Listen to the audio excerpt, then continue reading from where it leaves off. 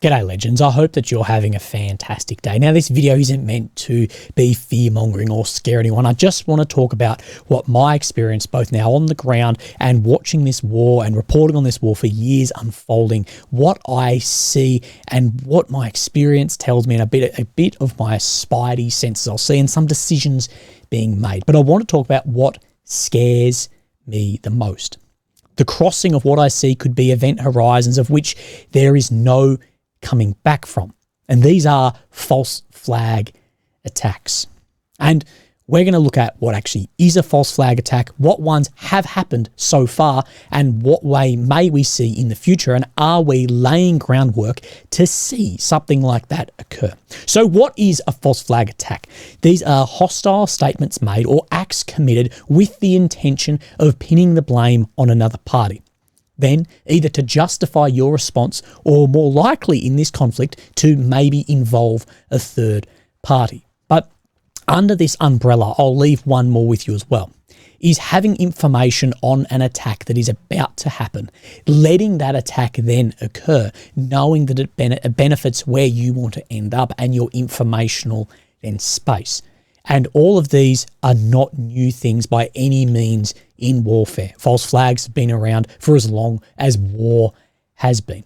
But what I want to speak about is false flag attacks or claimed false flag attacks that wasn't a false flag attack, but by calling it at that then fits your narrative as well. I know there's a bit of mental gymnastics there, but then go with me. And this doesn't mean that the event was carried out with the false flag attack outcome in mind, but after the event then happening, you capitalize on the informational outcome for your own favorable propaganda and informational war. Now let's actually look at a definition of how propaganda works and what is then good propaganda. The secret of propaganda is to tell the truth in the appropriate form. So to tell the truth, but twisting it to fit your appropriate form and your outcome. And we have seen multiple false flag events already take place, and there's probably even more that have been spoiled behind the scenes. And I'll leave it up to you to say who was behind each one of these as we listed off. Now,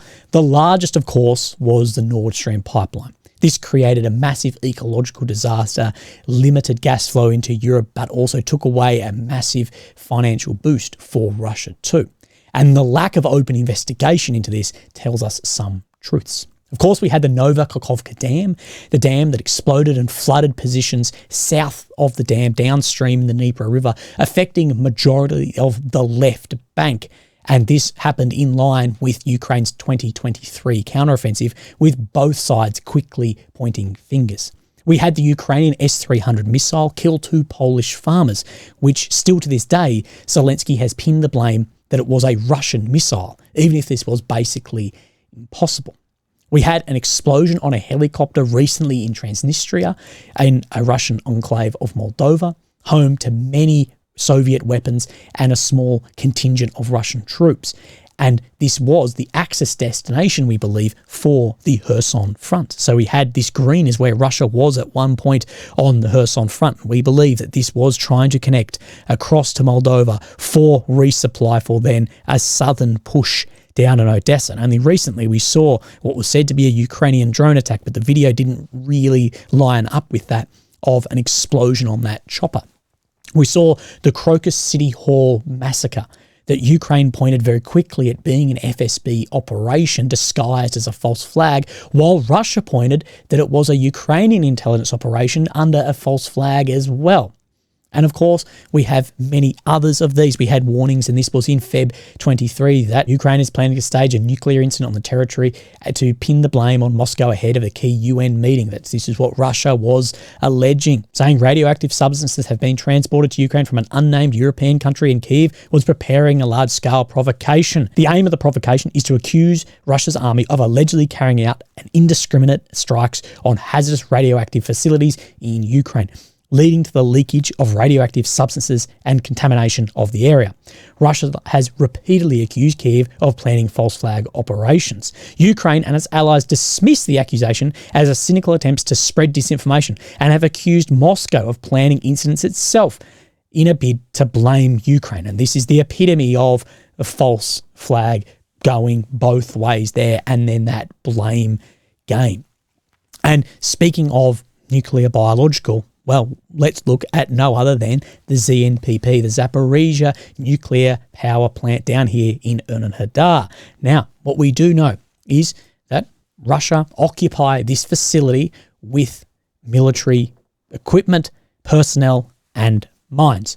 But we also know that multiple Ukrainian shells have hit this location and multiple drones, and that Ukraine has launched a foot operation across the Dnipro River here to head then west into Enerhodar. How do I know this? Because I know someone who was on that exact mission. And we did see that Ukraine released nuclear safety videos in around towns here, and at that point, both Russia and Ukraine kicked up their informational machines saying there was going to be a attack here, and it was going to be false flag, since that has really then died off. And in the Kherson offensive here, we then saw similar then as well.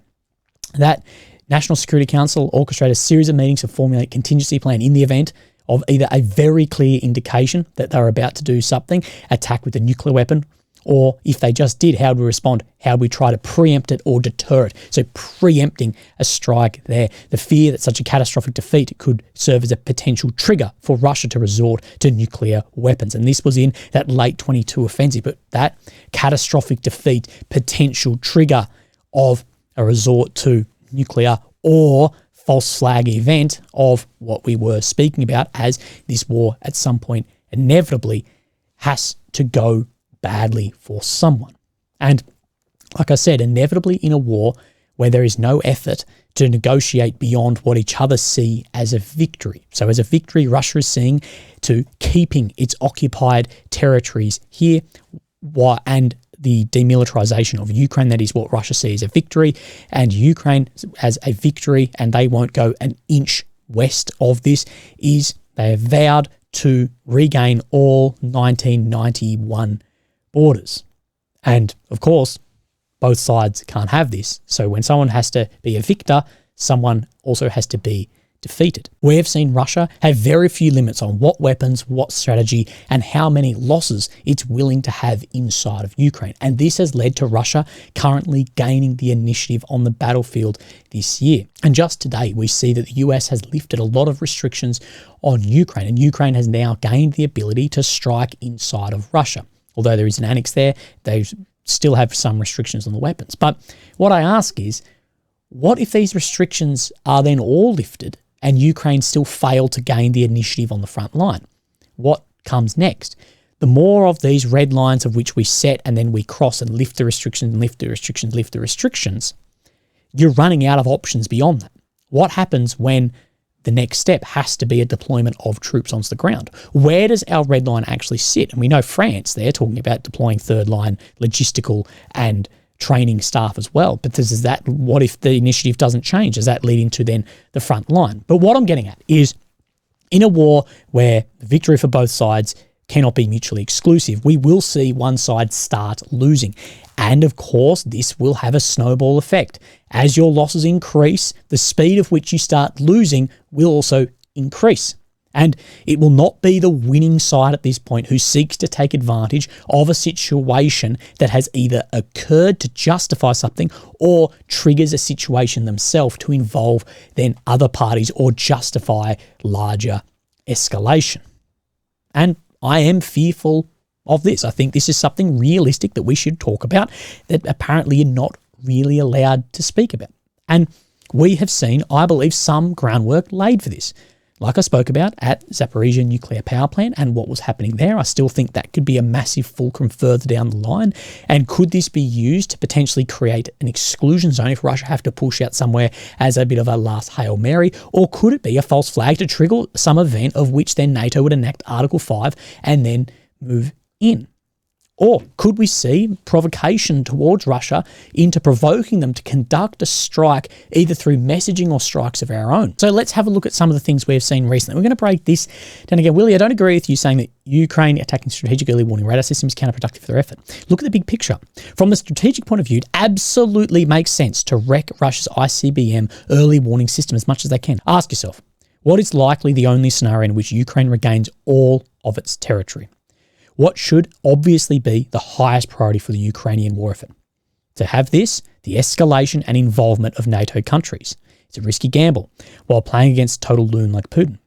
But they're betting on all or nothing. So what this guy here is saying is that it is in Ukraine's interest to have a degradation of these systems, to have then involvement of NATO and escalation if they realistically want to return that land, as he is saying, what is likely the only scenario in which Ukraine does regain that territory. And that is where we have seen the West and Ukraine put their line in the sand of the victory, the only victory acceptable is the return of all the land. And he's talking about what we have seen recently and the nuclear radar. Now, of course, there's some different reporting on this, but a US official says the US is concerned about Ukraine's recent strikes against Russian ballistic missile early warning sites, although that he has said the sites have not been involved in Russia's war against Ukraine, that they could perceive as strategic deterrent capabilities being targeted, which could undermine Russia's ability to maintain nuclear deterrence. Ukrainian official has said that Russia has used the radar sites to monitor Ukrainian military activities, use of aerial weapons. Knowing what we know about these radar sites, they most likely can't even really see into Ukraine, especially the weapons being used. They're built to look hundreds or thousands of kilometers up into the sky at a lot of distance for ICBMs. But this goes then one even further of where we talk then further about false flags. That the official said it should be obvious to everyone that there is no intention whatsoever by the US of using nuclear weapons against Russia, but there's certainly concern that Russia could perceive its deterrent capabilities being targeted and early warning systems being attacked. So how does Russia perceive this? Does it see as a softening up for an attack by the US? Or is Ukraine using this as a false flag to involve then the US? Or is the US using Ukraine as a false flag for then its own involvement into here? You can see how difficult this gets very quickly. The perception is likely fueled by an erroneous conviction that Ukraine's targeting is directed by Washington. That nuclear deterrence infrastructure has been a potential trigger for perilous escalation in the West. At the end of the day, a nuclear command and control and early warning sites should be off limits. Like that message to me said about if Ukraine is to regain its territory, the involvement and escalation with NATO forces, and then something like this radar hit, we then see in warnings from the West, and this is the Polish foreign minister saying Americans told the Russians that if you detonate a nuclear bomb, even if it doesn't kill anyone, we will hit all your targets and positions in Ukraine with conventional weapons and destroy them all. So there is incentive in some ways, in mental gymnastics, to provoke Russia to have some level of nuclear strike here, to then bring in the US to then, with conventional weapons, strike that, and sort of try and call Putin's bluff on is he the person that will end his country and end the world to that, and try and call that bluff. Could we see the US and NATO involvement through provocations, messaging, or strikes? Or could we see the US provoke Russia into an attack to then justify a coming in? I know this may not make sense in the articulation, but just try and think about it as much as we could. Or could we see Russia make some move to involve China more heavily if they started losing that initiative on the front line? Could we see Russia try and call the US bluff in this by using a nuclear weapon and trying to put on the fear and we're deadly serious about this, not just talking about it? Or like I said, could we see the US try and call the Russian bluff by when Russia says we're going to use nuclear weapons? So, okay then, and thinking they're going to call the bluff and them not going to do it. I don't know if anyone's prepared to do it. And I think the idea that we say Putin's crazy, he can't listen to him, blah, blah, blah, but then on the same time think don't worry about him having nuclear weapons, that doesn't make sense. If you've got a crazy guy over here, you're saying he's got no limits, he's crazy, he's got this, and then you're saying, but don't listen to him when he threats this. See how that doesn't line up? A little bit like saying that Russia has goals to then sweep across Germany and Poland. It doesn't line up. It doesn't come to any critical thinking that if Russia is having a struggle at 20% of Ukraine and that we can send in some money and some weapons and maybe some realigned troops to Ukraine and then fight back the force that would be able to sweep through NATO. See how that doesn't make sense, even from the most pro or anti stance on the Kremlin. And what I will say is my closing in this is The leaders involved in this war, I wouldn't trust handling my fucking car registration. And the economies of many of these nations and leaders have incentives to carry out war. And I don't think we should put anything past the possibilities of what can happen here in extended war, as we have to see, with no negotiations put on the table, we have to see a victor, therefore we have to see a defeated. And, well, what happens when one country starts to be defeated to the point of no return, and that desperation then grows? Legends, have a great day, look after yourselves, and I'll speak to you tomorrow. Thank you. Bye-bye.